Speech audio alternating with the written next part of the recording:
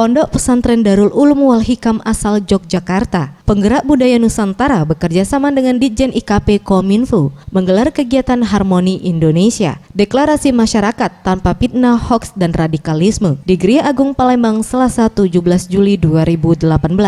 Kegiatan ini dibuka langsung Kiai Haji Ahmad Sugeng Utomo, pembina penggerak budaya Nusantara ini. Juga turut dihadiri oleh Profesor Henry Subiakto, staf ahli Menkominfo RI bidang komunikasi dan media massa, Ahmad Najib, asisten bidang pemerintahan dan Kesra Provinsi Sumsel. Kiai Haji Ahmad Sugeng Utomo mengatakan, sekitar 1.000 orang dari Sumsel terlibat dalam kegiatan kali ini, baik dari kalangan santri maupun umum.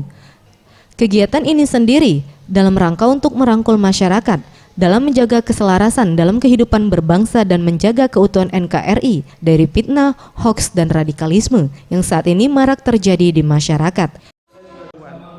Saat ini kalau kita bilang anti radikalisme berarti kita harus bersama-sama membuka wawasan kita berbangsa dan bernegara, sehingga cara berpikir kita tidak terputus kepada asal benar menurut saya, tapi benar menurut cara kita hidup berbangsa dan bernegara.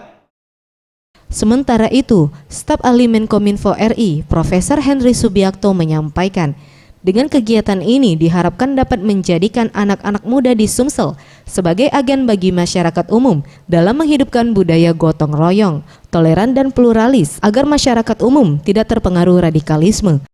Mengajak masyarakat lain, karena kalau hanya ini kan sedikit, tapi kalau dia mengajak itu bisa banyak. Mengajak masyarakat lain untuk tidak terprovokasi dengan radikalisme, dengan hoax atau hoax, dengan ujaran kebencian dan lain-lain. Itu yang penting. Kegiatan ini juga akan dilakukan secara maraton di seluruh Indonesia dan Medan akan menjadi kota selanjutnya penyelenggaraan Harmoni Indonesia. Tim Liputan Sriwijaya TV.